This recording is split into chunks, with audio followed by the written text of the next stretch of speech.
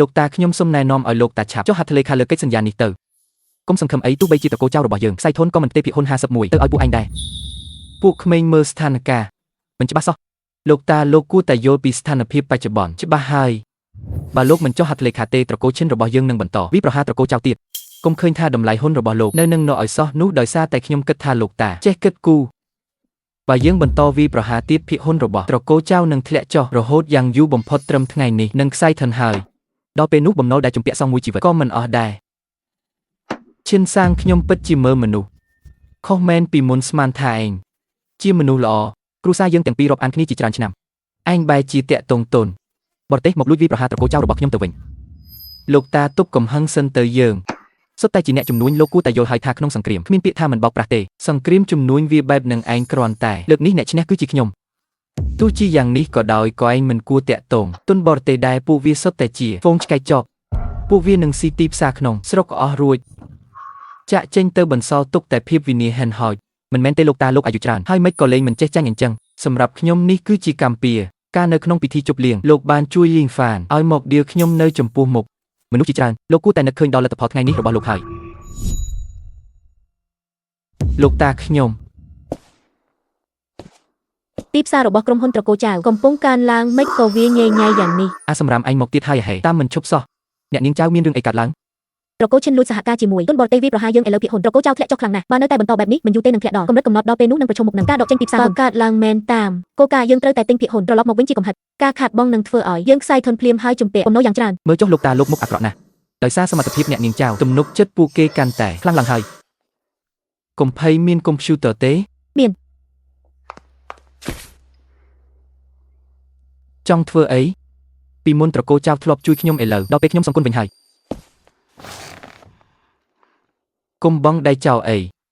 ឯងគ្រាន់តែជាអាសម្រាមឯងគ្មានសិទ្ធិលូកដៃក្នុងសង្គ្រាមជំនួញរវាងមហាសេដ្ឋីដូចពួកយើងទេមិនឆ្លុះកញ្ចក់មើលខ្លួនឯងសោះឯងសំដែរហេ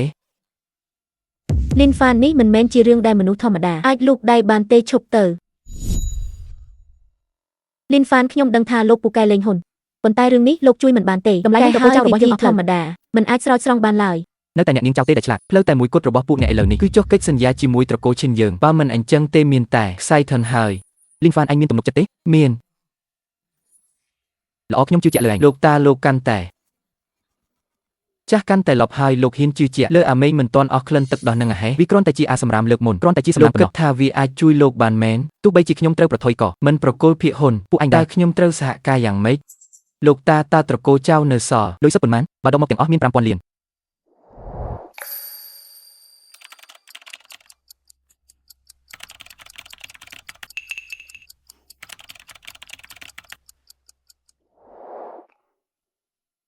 ល្អយក 5000 លាននឹងទិញអនាគតប្រេងឆៅទាំងអស់ដាក់កម្រិតដងក្លឹង10 ដង leverage ដាក់10 ដងឯងឈួរទេហេស្មានតែមានវិធីអស្ចារ្យអីតាមពិតប្រេងឆៅសោះទីផ្សារប្រេងឆៅស្ងាត់ដូច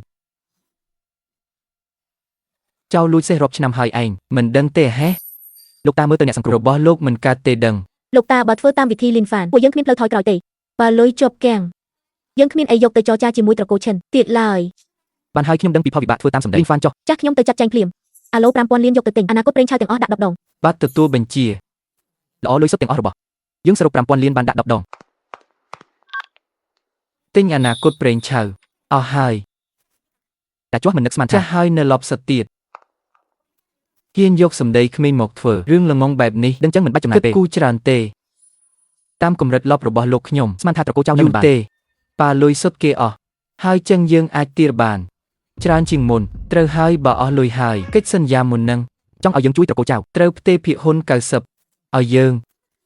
ភាគហ៊ុន 90 វាស្មើនឹងការទិញយកក្រុមហ៊ុនទាំងស្រុងហើយកុំនិយាយអញ្ចឹងអីការទិញយកជារឿងជំនួញធម្មតាម្យ៉ាងទៀតឥឡូវពួកឯងកំពុងអង្វរឲ្យយើងជួយតើលោកតាគិតច្បាស់ណាស់នេះជាឱកាសចុងក្រោយហើយពេលដែរលុយចុងក្រោយនេះអស់រលីងកុំថាឡើយភាគហ៊ុន10សំបីតែមួយក៏គ្មានផងកុំអាំងអួតពេកចាំមើលតិចទៀតឯងនឹងយំហើយឯងនេះមាត់រឹងមែនបានចាំមើលទាំងអស់គ្នាពេល 5000 លាននេះអស់រលីងតើពួកឯងនឹងលុតជង្គង់អង្វរពួកយើងយ៉ាងម៉េចដោយរងផលប៉ះពាល់ពីសង្គ្រាមនិងផ្សារប្រេងឆៅបានកើនឡើងយ៉ាងគំហុកហើយកំពុងបន្តកើនឡើងទៀត ចាប់ឡើងទៅមើលភ្លាម លោកតាឡើង10ដងហើយឥឡូវសរុប50000លាន ចុះតម្លៃភាគហ៊ុន កំពុងតែឡើងលឿនណាស់លោកតា